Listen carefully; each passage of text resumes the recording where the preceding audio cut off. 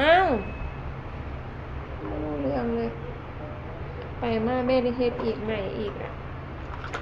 ช่วงบ่ายพี่น้องมานั่งเล่นน้ำกันนะคะบ่ายสามแล้วค่ะบ่าย3 โมงอ่ะบ่าย3 โมง 4 โมงแล้วแป๊บเดียวเวลานะคะฉันอยากเรียนจะสิไปไสยามมื้อแลงก็ได้เนาะไปซื้อสมุดศิลปะที่รัฐจุฬามื้ออื่นพุ่นแล้วไปโรงเรียนแม่สิพาไปซื้อดอกซื้อดินสอซื้ออย่างแล้วซื้อหลายอย่างเลยมื้ออื่นพานุ้ยน้อยไปซื้อ200นะจ้าอย่าเฮ็ดจังซี่เดี๋ยวมันจะโดนเข้าวิดีโอมันยับออกไปเลยอย่ามาใกล้แม่มื้ออื่นจังสิพาเพิ่นไปซื้อสมุดวาดรูปครูบอกให้ไปซื้อสมุดวาดรูปดินสออุปกรณ์การเรียนทุกคนนะคะครูบอกว่าเขาไม่ซื้อโดนตี10 รอบแล้วถ้าไม่ซื้อโดนตีเพราะโดนตีไปแล้วแรงมากแม่นบ่แรงขนาดเลยบ่แรงแรงเลยครูบอกว่าใครไม่ซื้อโดน10 ครั้งบอกลูกว่าไปเอาเดี๋ยวแม่วัสตัดเล็บหาเนี่ยมาตัดเล็บก่อนนะช่วงบ่ายไม่ตัดเพราะว่าดูตัดแล้วเมื่อวานนี่โอเคเล็บขาวอีหลามีตัดเล็บแม่ไปแม่ใส่ค่ะไม่รู้หนูเอาไว้ในนั้นแหละหนูตัดแล้วหนูเช็คก่อนโอเคไม่ยาวแต่ขาวมากอยู่ใส่วะลูกไม่รู้หนูเอาไว้ในเครื่องสำอางบ่เห็นอีหลาย่างไปเบิ่งพุ่นให้แม่เลยเอาในแถวนั้นน่ะย่างไปเบิ่งให้แม่สีขาวใช่ไหมใช่ไปดูหน่อยดูให้แม่หน่อยอันนี้เป็นนันยาทาลมพัดมันเฮ็ดให้ผิวแห้งนะทุกคนเป็นนั่นคล้ายๆก็ครับเป็นเอื้อนลมนะคะทุกคนทาคล้ายๆมันเป็นแพ้อากาศหมอว่ามันเป็นคล้ายๆผิวแห้งนะเฮ็ดให้เฮาเป็นคุยแล้วเป็นคันนั่นผื่นคันว่าแพ้ฝุ่นแพ้หยังไปแล้วหัวก็ได้เลยเอายามาให้ทามาให้ทาแล้วก็ทานะคะเห็นปะก็เห็นคนหาไปนี่ได้เห็นแล้วดูหาอยู่ไหนนี่ว่าตัดเล็บเนาะหนูเอามาหนูซ่อนไปในนี้ตัดเล็บคันสิเอาเล็บไว้กับบอไว้ล่ะพี่น้องเดี๋ยวมันยาวถึงมือเอาไว้เป็นบางอันไม่จ้ะก็ยาวมากเลยตัดเลยเธอนึงแต่ยังน้อยตัดเล็บตัดเล็บเข้าเนื้อแบบนี้โอ้ยบุตรเจ้าทรมานแฮงตัดเล็บเข้าเนื้อเจ้าของโอ้ยสุดยอดเลยไปโดนอันน้ำแกงสิกับแซ่บพี่น้องเอ้ยเนาะแต่ยังน้อยเฮ้ยตัดเองเป็นเนื้อเจ้าของมันเวลาไปถึกน้ำแกงคือกันแนวกินนี่โอ้ยแซ่บแฮงนิ้วมือก็ได้ดีบ่ดีเป็นนองเพราะเป็นอักเสบไปนะคะทุกคนคล้ายๆกับเล็บคล้ายๆกับเล็บเพิ่นว่าเล็บครบนั่นล่ะไปเฮ็ดในร้านนี่พระเจ้าเฮ็ดให้ดีอย่างดีเด้บ่เคยเข้าร้านจักเทื่อเฮ็ดเองเด้อพี่น้องน้ำเล็บน้ำมันเล็บมือเล็บตีนเนี่ยจ้ะเฮ็ดเองตัดเองเฮ็ดเองถ้าแม่นทาเล็บก็ทาเองเฮ็ดเองแล้วคนกลับไปให้ร้านเฮ็ดให้ก็สิสวยสิงามอีกนะคะทางร้านประเทศให้ดีอยู่แล้วล่ะสิบ่อยากจ้งปานใดเล็บยาวเลยเล็บบ่ค่อยสวยดอกพี่น้องเอ้ยนี่เห็นยาวแบบนี้ก็จังหน่อยก็ฮักเลยฮักแล้วบ่เคยว่าสิแข็งแรงคือเพิ่นจักเม็ดฮักคือเก่ายาวก็ได้คันแม่นจ้งได้ก็แม่นนิ้วก้อยล่ะจ้ะที่แรกว่าสิจ้งอยู่มันก็จ้งบ่ได้ดอกแต่ย้อนว่าเล็บบ่แข็งอยากจ้งไว้เล็บยาวเลยอยากทาเล็บเพื่อน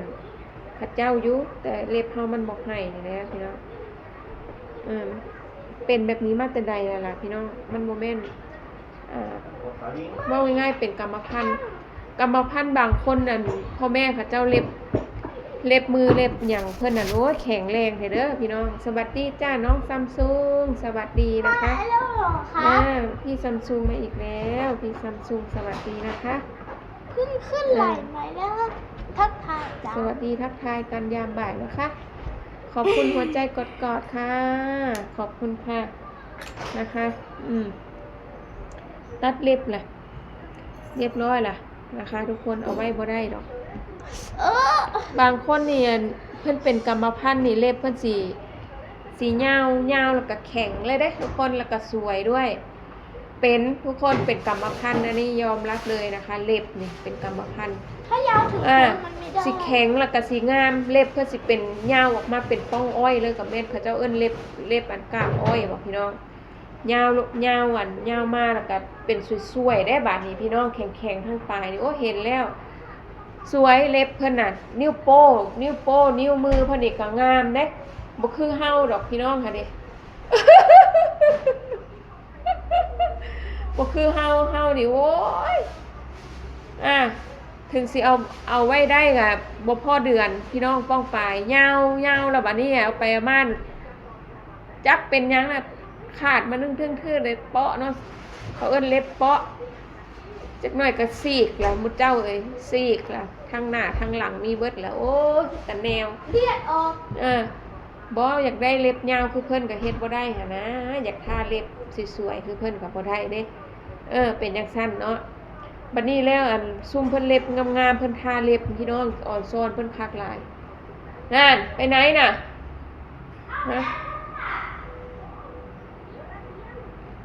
บัดนี้เพิ่นทาเล็บเพิ่นละงามคือหยังเล็บเพิ่นน่ะแข็งคือหยังนี่เด้อเล็บเพิ่นแข็งแรงเล็บเพิ่นแข็งแรงบ่ได้หักง่ายบ่ได้เปาะง่ายงามเล็บนี่แข็งแกกๆเลยคอมเมนต์ว่า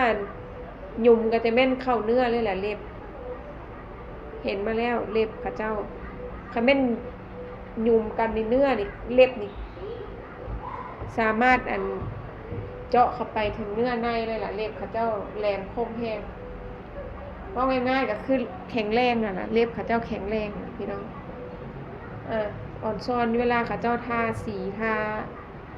ทาเล็บเนี่ยโอ้ยงามแฮงเด้พี่น้องเอ้ยอ่อนซ้อนแฮงเด้เพิ่นก็มาทาได้สีนั่นสีนี่เด้สีนั่นสีนี่น่ะ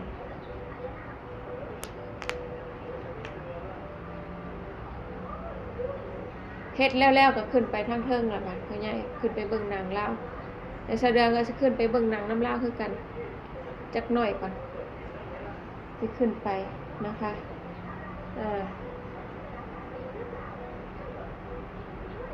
จักหน่อยก็สิขึ้นไป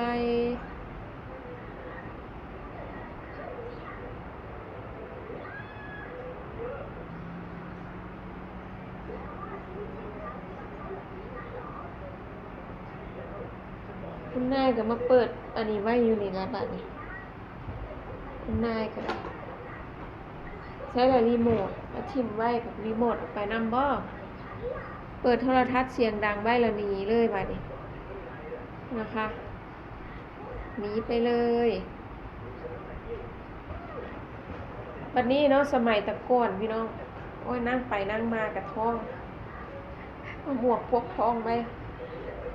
สมัยตะก่อนสิไปใส่มาใส่นี่ย่ามมื้อแรงนี่ยากอยู่เด้พี่น้อง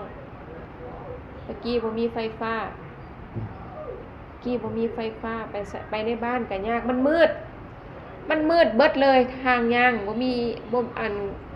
ว่าง่ายๆกับจุดไฟตะเกียงมืดตึ๊ดตื่อเลยล่ะพี่น้องเอ้ยถนนหนทางสมัยตะก่อนคันสิไปข้างนอกก็ต้องถือตะเกียงย่างตะเกียงไประยะ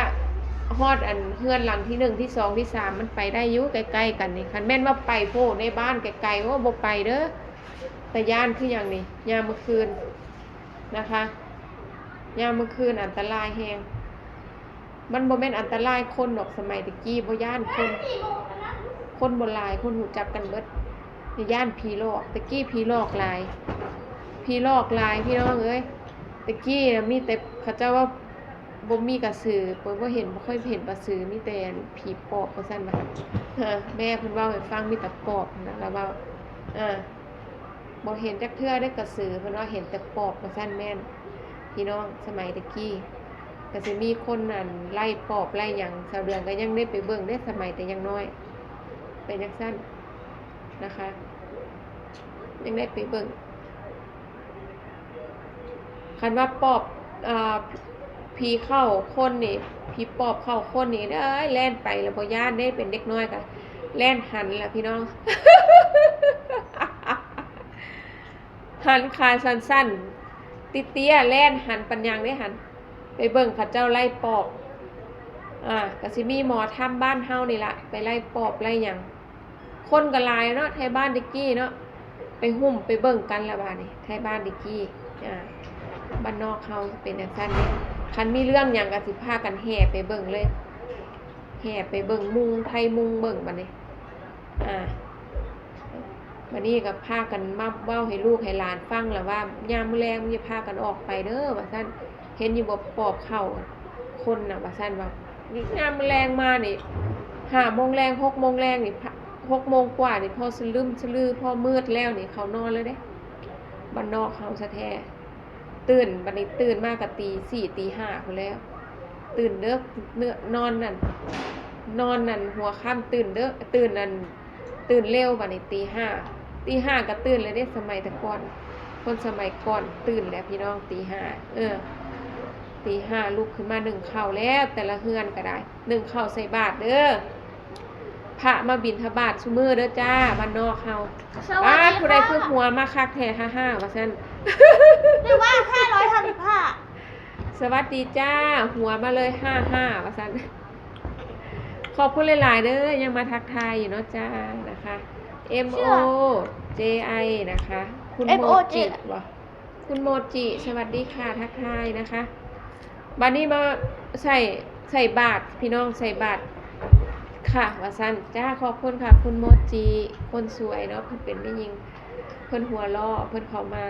เพิ่นนั่นอารมณ์ดีขอบคุณหลายๆเด้อนะคะบัดทีนี้คุณโมจิสมัยตะกี้เนาะใส่บาตรพระเพิ่นสิมาบิณฑบาตน่ะเด้ประมาณเกือบ6 โมงเช้านี่ล่ะไปแต่ว่าชาวบ้านเฮาป้าชื่ออะไรชื่อเดือนจ้าป้าชื่อเดือนนะคะน้องโมจิคนสวยนะคะซื้อคนนั้นแล้วนะคะอายุเท่าไหร่โอ้ยไปถามพี่มึงเนาะอายุเท่าไหร่แล้วครับถามดีๆอายุเท่าไหร่ละคะเว้าค่อยๆบ่แม่นอายุเท่าไหร่แล้วเว้าก็บ่ท่อง เว้าก็บ่ท่องลิ้นก็บ่เท่ากันอย่าเสียงดังบัดทีนี้ใส่บาตร6 โมงเช้าเป็นบ่จ้ะบัดแรกก็เปิดเทปเด้เปิดเทปฟังอย่างเนาะเบาอย่างเนาะจัดรายการตะกี้ตื่นแต่อันที่เพิ่นเว้าดีๆหาทุกคนตื่นแต่เช้านึ่งข้าวใส่บาตรเด้อพี่น้องเด้อว่าซั่นเพิ่นเว้ายามมื้อเช้าหนูรู้แต่เดือนมีนาจ้ะ